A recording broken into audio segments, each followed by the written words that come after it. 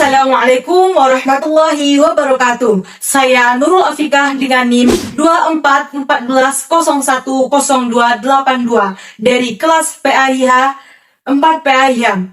Dalam kesempatan kali ini, saya akan membahas tentang 2/2 bagian materi dengan judul materi prinsip-prinsip pengembangan kurikulum.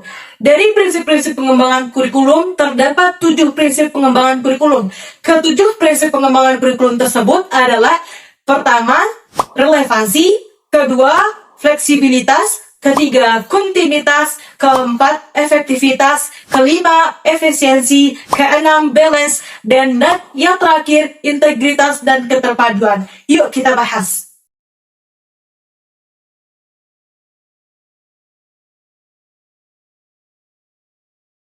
Prinsip pertama dari pengembangan kurikulum adalah prinsip relevansi, yang mana prinsip relevansi terbagi menjadi 2. Relevansi dijelaskan secara sederhana berarti kesesuaian, artinya kurikulum yang dibuat harus sesuai dengan kebutuhan yang ada.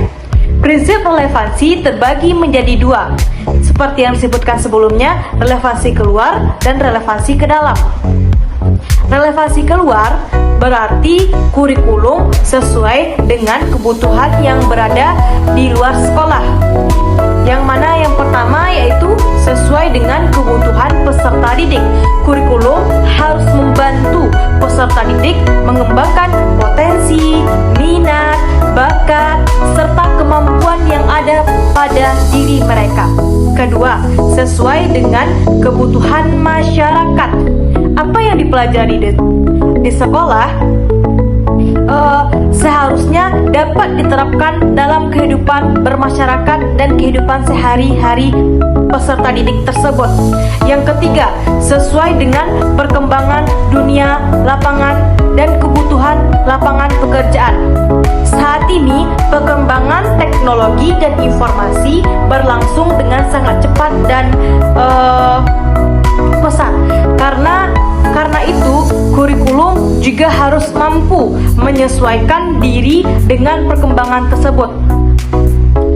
Selanjutnya, sesuai dengan kebutuhan zaman itu, contohnya kurikulum harus membekali peserta didik dengan keterampilan yang dibutuhkan di dunia kerja, seperti kemampuan berpikir kritis, berkomunikasi, bekerja sama, dan memanfaatkan teknologi yang ada pada saat ini.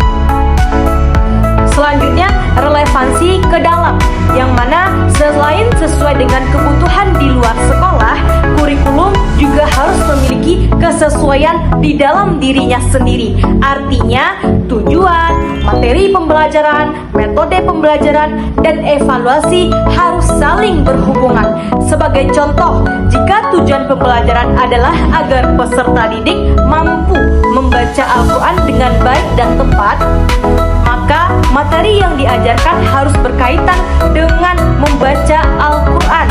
Metode yang digunakan juga harus mendukung tujuan tersebut. Begitu pula evaluasinya harus mengukur kemampuan peserta didik dalam membaca Al-Quran. Jadi, semua komponen yang disebutkan tadi dalam kurikulum harus saling mendukung agar tujuan pembelajaran dapat tercapai dengan baik. Prinsip kedua adalah fleksibilitas, yang mana fleksibilitas berarti kurikulum tidak boleh kaku, kurikulum harus mampu menyesuaikan diri dengan kondisi yang berbeda-beda. Mengapa demikian? Karena setiap sekolah memiliki keadaan yang berbeda, setiap daerah memiliki karakteristik yang berbeda, bahkan peserta didik juga memiliki kebutuhan yang berbeda-beda. Oleh karena itu, guru perlu diberikan ruang untuk menyesuaikan pembelajaran dengan kondisi yang ada. Misalnya, dalam satu kelas Mungkin metode diskusi lebih efektif untuk peserta didik tersebut. Namun di kelas lain, metode praktik atau proyek justru lebih cocok digunakan untuk mereka. Selain itu, perkembangan ilmu pengetahuan dan teknologi atau sering kita sebut dengan iptek juga terus berubah. Kurikulum harus mampu mengikuti perkembangan tersebut agar tetap relevan dengan kebutuhan zaman. Jadi, fleksibilitas mengajarkan bahwa kurikulum harus bersifat lentur, terbuka terhadap perubahan, dan mampu menyesuaikan diri dengan berbagai situasi. Prinsip yang ketiga adalah prinsip kontinuitas. Kontinuitas berarti berkelanjutan atau berkesinambungan. Dalam pendidikan, materi yang dipelajari peserta didik harus tersusun bertahap dari tingkat yang sederhana menuju tingkat yang kompleks. Sebagai contoh, materi pendidikan agama Islam yang dipelajari di sekolah dasar atau SD menjadi dasar untuk pembelajaran di sekolah menengah pertama, yaitu SMP. Kemudian materi di sekolah menengah pertama menjadi dasar bagi pembelajaran di SMA. Dengan adanya kesinambungan seperti ini, peserta didik tidak akan merasa bahwa setiap jenjang pendidikan dimulai dari nol. Sebaliknya, bahkan sebaliknya, mereka akan lebih mudah memahami materi karena pembelajaran berlangsung secara bertahap dan saling berkaitan.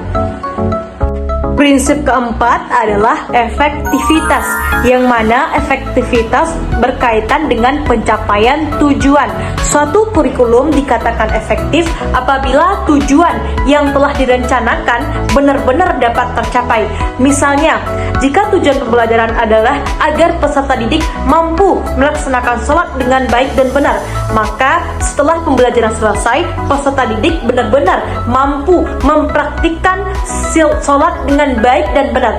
Jadi, ukuran efektivitas bukan terletak pada banyaknya materi yang diajarkan, tetapi pada sejauh mana tujuan pembelajaran berhasil dicapai.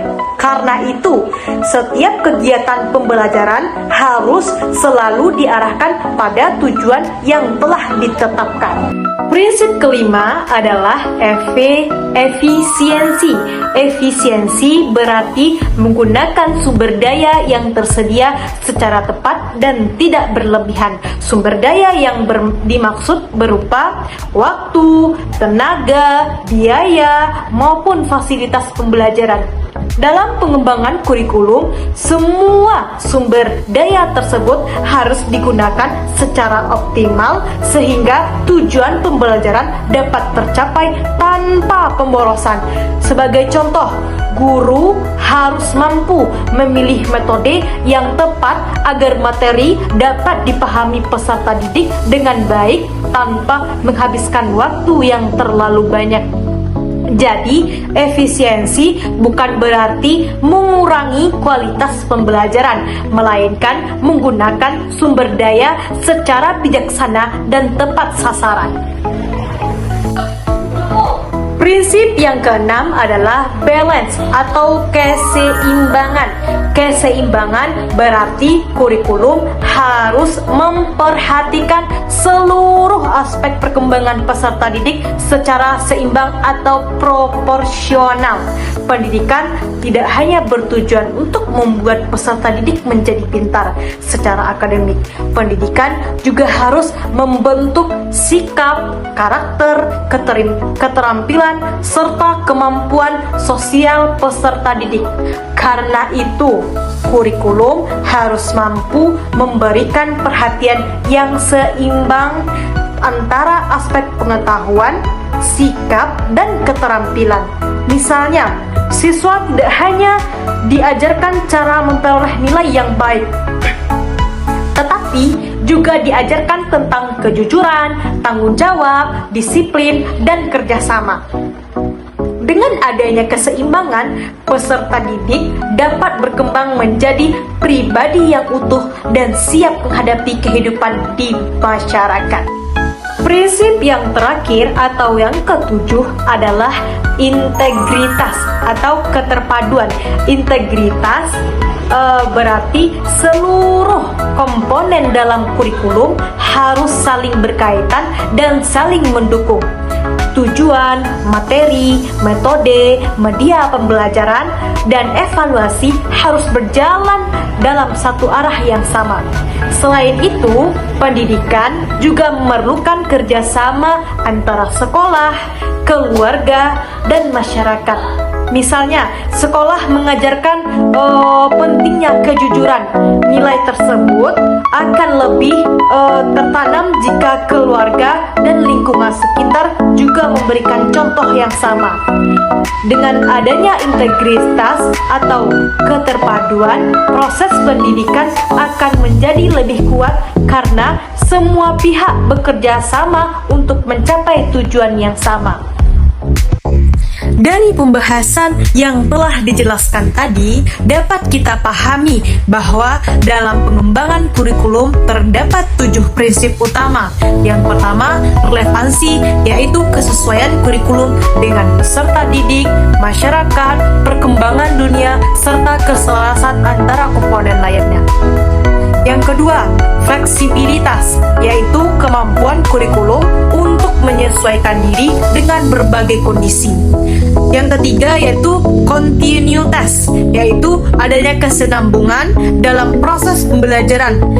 Dan yang keempat, efektivitas tepat guna, efisiensi tepat waktu, yaitu efektivitas kemampuan mencapai tujuan yang telah ditetapkan. Serta kelima, efisiensi, yaitu penggunaan sumber daya secara tepat. Keenam, balance. Dan yang ketujuh, integritas atau keterpaduan. Demikianlah paparan yang dapat saya sampaikan. Terima kasih atas perhatian. Wassalamualaikum warahmatullahi wabarakatuh.